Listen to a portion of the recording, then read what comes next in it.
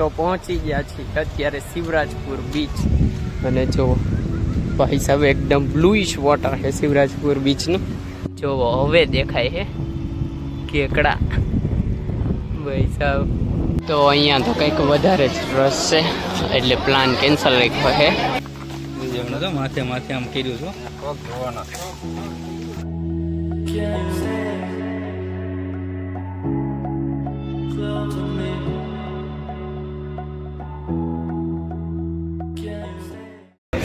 નમસ્કાર દર્શકો, કેમ છો? બધા મજામાં? આશા કરું છું બધા મજામાં જશો. આજે બ્લોગની શરૂઆત દ્વારકામાં સવારના પોરમાં થઈ ગઈ છે. જો અહીંયા નાસ્તા માટે બધા રેડી છે. નાસ્તો આવે એટલી વાર ચા અને થેપલા ને એવું. અને આ કંઈક લોકેશન દ્વારકાવાળા હોય કમેન્ટ કરી દેજો કઈ જગ્યાએ અમે બેઠા છીએ. તો નાસ્તો કરવા બધા બેસી ગયા છો. થેપલા ને ચા સવારના પોરમાં. એટલે કેટલા વાગ્યા તો 8:30 થવા આવ્યા. તો ધર્મશાળાએથી તો નીકળી ચેકઆઉટ કરીને અત્યારે જેવી છીએ ત્યાં શિવરાજપુર બીચ છે. અને આ કંઈક હાઈવેથી અમને ઉતારી દીધા રિક્ષાવાળાએ. હવે 1.5 કિલોમીટર છે. 1.5 કિલોમીટર હાલીને જવાનું. રિક્ષાવાળા ભાઈને મીઠાપુર જવાનું હતું. અમને તો એ કેટલા 9 કિલોમીટર 30 રૂપિયામાં એ પોગાડી દીધા બધાને. એટલે એક જણાના 30 રૂપિયા. અને હવે 1.6 કિલોમીટર દૂર છે ખાલી બ્લુ ફ્લેગ બીચ શિવરાજપુર. જાવી ખાલી ખાલી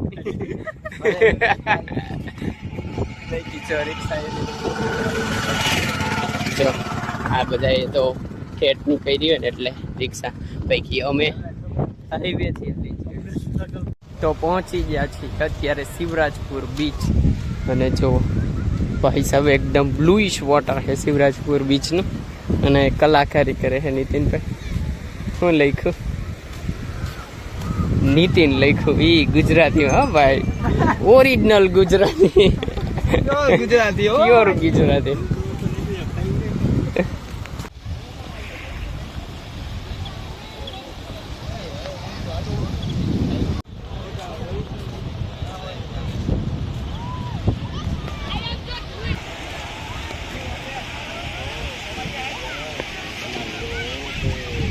જો સીનરી છે આ બાજુ કંઈક અલગ છે.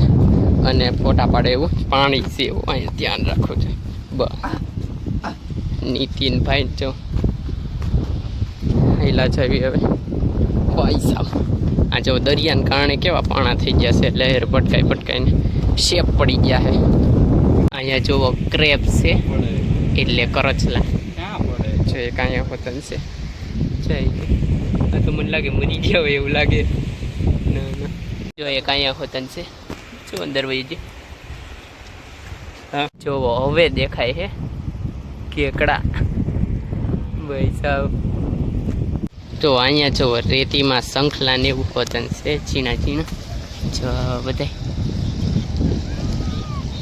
કેટલા બધા છે. જો પવન તો મસ્ત આવે ટાટો પણ તડકો વધારે છે. ફોન ગરમ થઈ જાય છે વારે ઘણીએ. ફોન ગરમ થઈ જવાથી ફોટા ને વિડીયો ને એવું નથી થતું. બાકી તો મસ્ત લોકેશન છે, એક નંબર. જો દ્વારકા આવતા હોય તો શિવરાજપુર બીચ મિસ ન કરતા આવતો. બાકી બ્લુ ફ્લેગ બીચ છે એટલે મસ્ત વેલ મેન્ટેન છે એકદમ. A few moments later. તો શિવરાજપુર બીચેથી તો અત્યારે નીકળી ગયા છીએ. તડકો છે અલ્ટિમેટ. અત્યારના અમે કાંઈ રિક્ષામાં ક્યાંય ગયા નથી. રિક્ષા અમને આગળ હાઈવેથી મળશે. બાકી હાઈવેથી ઉતરાતા હાલીને આવ્યા. હવે હાલીને પાછા જ આવી છે. હાઈવેથી પાછી કંઈક રિક્ષા કે એવું કંઈક લઈ જાય. અને ઠેલી છે જો ટોપી અને આમ ઠેલીને કવર કરી ચશ્માને એમ તડકાથી બચવામાં આવે છે. અને હાઈલા જવી છે 1.5 કિલોમીટર હાલવાની. ભાઈ તડકો તો જો નીતિનભાઈ ભાઈ કોક તો ગાડી લઈને આવો.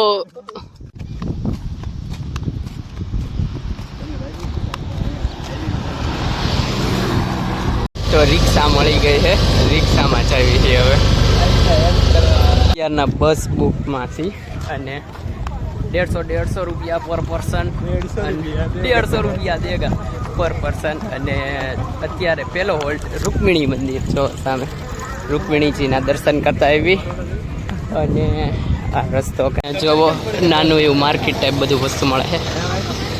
કુલ્ફી મળે છે, કુલ્ફી. પેલા દર્શન કરતા આવી. નીતિનભાઈ હું ચપલા બગાડે, હા ચપલા પણ બગાડ.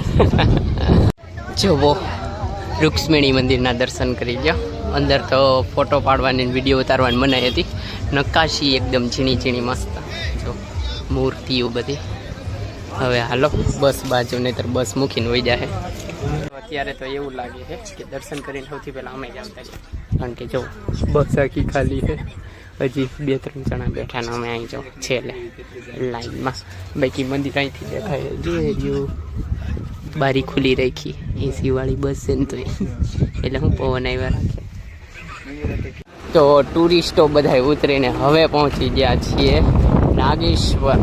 જો 12 જ્યોતિર્લિંગમાંથી એક નાગેશ્વર મંદિર. સામે જો શંકર ભગવાનની મોટી પ્રતિમા. આ મંદિર દર્શન કરી લેવી.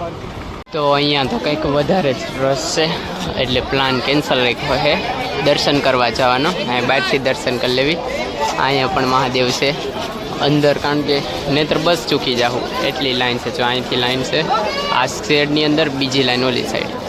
તો વારો નહીં આવે ખોટે ખોટો, નકામ બસ હોઈ જાય. તો મંદિરના દર્શન કર્યા વગર કોઈ જાય નહીં, પણ અમારે કન્ડિશન એવી હતી એટલે જવું પડે એમ હતું. તો બસ પાસે હવે ધીમે ધીમે માણસો આવી છે. અમે પહેલાં ભોગી ગયા. ભલું કરે મહાદેવ, હર હર મહાદેવ. તો ત્રીજો હોલ્ટ આવી ગયો છે ટ્રીપનો. હવે ગોપી તળાવ. ગોપી તળાવ તરફ જો કેટલો માણસો, કાંઈ બસ આખી ઉતરી જાય. અમે જ છેલ્લે રહી જવી છીએ, કારણ કે છેલ્લી સીટ છે. તો છો હવે ગોપી તળાવે ગોપી ઘાટ છે. દર્શન કરી લેવી, ચરણામત લઈ લેવી. ગોપી એ ભાઈ હમણાં ડાયરેક્ટ ના લે. હજુ માછલી હોતન છે. તો માથે માથે આમ કર્યું છું.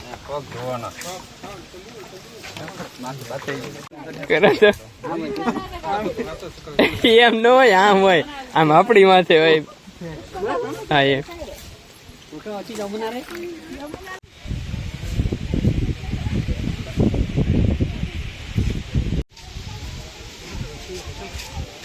તળાવે તો દર્શન થઈ ગયા ઘણી જગ્યાએ. હવે જઈ છે બેટ દ્વારકા બાજુ અને બસ વાટે છે.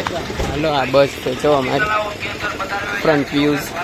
નીતિનભાઈ ને બધા જાય છે. તો ગોપી તળાવેથી તો જઈને આવતા રહ્યા, પણ બેટ દ્વારકામાં શૂટિંગ કરવાની મનાઈ છે ત્યાં. એટલે દર્શનમાં ત્યાં બધે મોબાઈલ જમા કરાવવા પડે. તો બેગમાં જ બેગમાં જ મૂકીને વયા જાઉં. આ બેગ છે ને અહીંયા બસમાં એટલે પછી છે ને ક્યાંય જમા ન કરાવવા પડે. દર્શન કરી નવરા થઈ જશું. તો હવે બેટ દ્વારકાનો રૂટ હજી બસ કાંઈ ચાલતી થઈ નથી, કારણ કે માણસો આવ્યા નથી.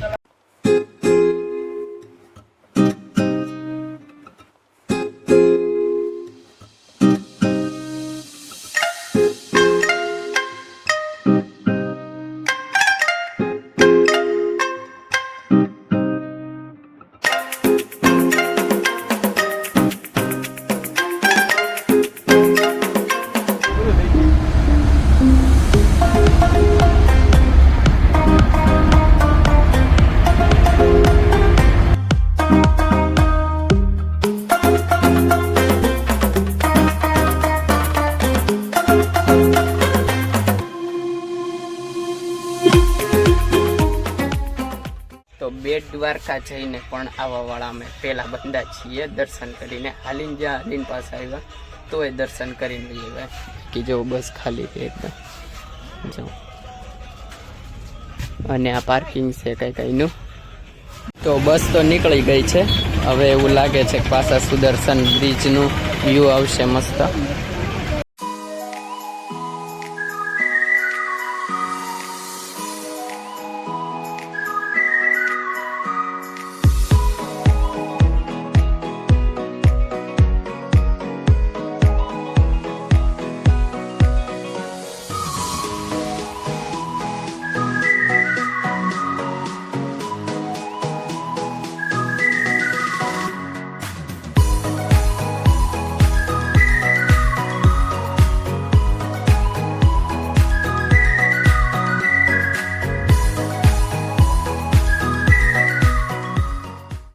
અત્યારે દ્વારકાના બસ સ્ટેન્ડમાં આવતા રહ્યા છીએ. બસની વાટે છીએ, પોરબંદર જવાનું છે. જો આવું કંઈક છે દ્વારકાનું બસ સ્ટેન્ડ. બસ આવે એટલી વાર બુકિંગ છે. તો લોકેશન જોઈ જવો, પવનની સ્પીડ બહુ વધારે છે. અમે છીએ પોરબંદરમાં અને હવે આ બ્લોગને એડ કરી દેવી. જો તમને બ્લોગ ગમ્યો તો લાઈક કરજો, શેર કરજો, મારી ચેનલને સબસ્ક્રાઇબ કરજો. તો મળીએ આગળના બ્લોગમાં. ત્યાં સુધી બાય. અને હા, ખાવાનું પીવાનું મજા નહીં. Bye bye.